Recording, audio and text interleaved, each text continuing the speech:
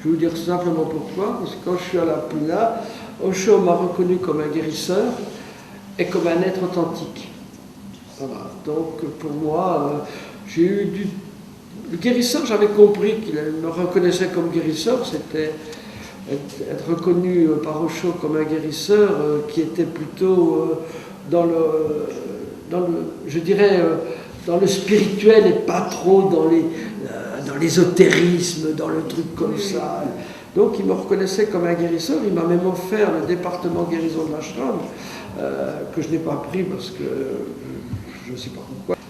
Et j'ai été à peu près 10 ans pour comprendre la valeur du mot authentique dans la bouche d'Osho. Alors après, j'ai dit, bon, je vais faire ce groupe, et je l'ai appelé le groupe, le guérisseur authentique. Il y a certaines... Tu l'as fait aussi, toi, un petit peu? J'ai participé un petit peu. Ouais, participé. Et ce groupe de guérisseurs authentiques, alors souvent, c'est pas la guérison qui est authentique, c'est le guérisseur. C'est-à-dire que ma vision du guérisseur, d'ailleurs, Osho m'a dit, guérisseur, guéris-toi toi-même. Parce que premier discours, il m'a massacré, puis le deuxième, il m'a adoré, quoi. Mais je crois qu'il m'a adoré le premier jour aussi, plus peut-être que le deuxième. Pour moi, le problème, ce n'est pas la technique, c'est le technicien. Parce que, pour moi, c'est simple, si on a une belle technique dans les mains et qu'on est un technicien de merde, la technique, ça vient de la merde. Si je suis un bon technicien et que j'ai un petit truc de rien, là, je peux en faire quelque chose de merveilleux. Donc tout le travail que je fais avec les gens qui travaillent avec moi dans le guérisseur, bien sûr que je montre la technique je prends surtout une technique de respiration avec un peu comme le rebirth, mais différente quand même. C'est maniche, quoi. C'est pas le rebirth, c'est du maniche. Et je fais ma technique, et puis bon, ça c'est la première chose. Mais c'est pas ça qui est le plus important. Le plus important, c'est moi. Comment moi je suis. Donc, je prétends que même un guérisseur authentique, même s'il est comme ça devant la personne, sans rien faire, il va guérir plus que celui qui va bouger, qui va vouloir faire quelque chose. Être lui. Donc tout le travail que nous apprenons dans le guérisseur authentique, c'est déjà d'être authentique, c'est-à-dire de ressembler qu'à soi-même.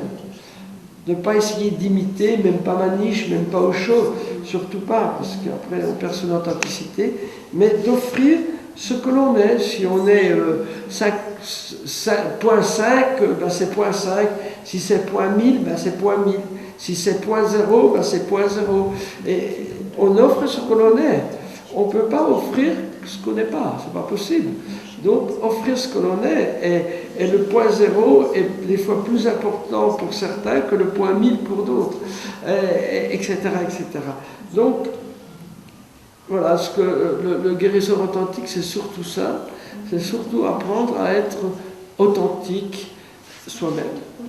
Et aussi, ce que je voulais dire, c'est que dans ma formation de guérisseur, en Allemagne, c'est un peu différent parce que je fais la formation dans le centre le plus important de l'Allemagne, c'est Uta, et il y a beaucoup déjà des gens qui ont travaillé, qui ont des diplômes, qui sont naturopathes, des médecins, beaucoup de gens dans la santé qui viennent, donc ils utilisent aussi cette technique pour travailler professionnellement. Mais généralement, les personnes qui viennent faire ce groupe-là le font pour travailler sur eux. Hein, déjà d'être le guérisseur, c'est déjà le guérisseur sur soi-même. Voilà, déjà de guérir soi-même. C'est pour ça qu'il s'appelle le guérisseur authentique. Donc se guérir déjà soi-même, être le mieux possible, et il n'y a pas besoin de pratiquer professionnellement pour guérir les autres. Oui, ça c'est vrai. Simplement la dimension de, oui, comme tout à l'heure, de bien-être ou de célébration peut guérir beaucoup de gens autour de vous sans rien faire. Vous comprenez bien que si demain le futur père et la future mère deviennent des guérisseurs authentiques, comme d'ailleurs ces deux parents, ils ont fait tous les deux le training, le bébé va être un peu différent. Il va être un peu différent.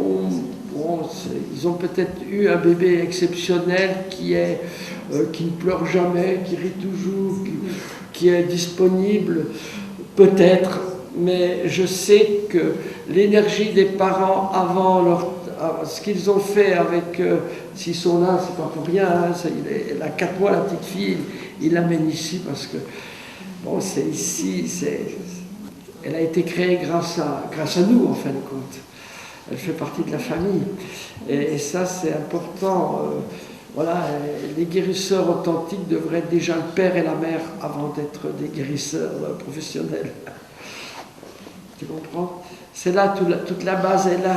C'est que la plupart, inconsciemment, et nous sommes au début de notre évolution, c'est que les parents presque ont des enfants pour réparer leur erreur d'enfant, pour compenser les erreurs d'enfant, pour montrer aussi comment on élève un enfant. Mais quand tu es aveugle, tu t'as beau essayer de voir clair, tu es toujours aveugle.